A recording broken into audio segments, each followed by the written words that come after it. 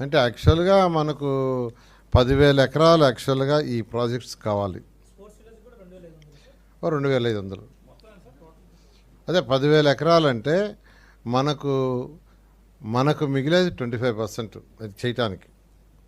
అంటే ఒక 40,000 ఏకర్స్ తీసుకుంటే ఈ యొక్క 10,000 ఎకరాలు మనకు మిగులుతుంది.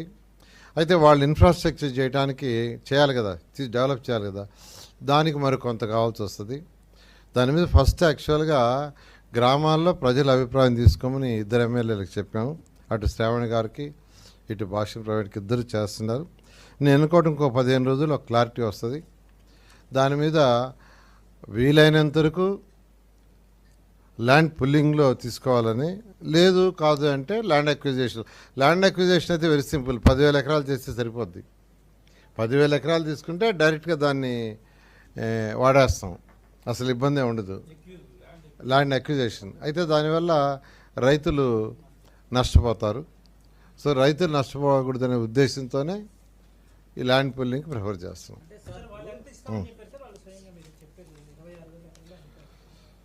భాష్యం ప్రవీణ్ గారు ఏదైతే డిస్కస్ చేశారో ఆయన విలేజ్లో 24,000 ఎకరాలు యాక్చువల్గా ఆల్మోస్ట్ ఇవ్వటానికి గ్రామ కమిటీలు వాళ్ళు యాక్సెప్ట్ చేశారు.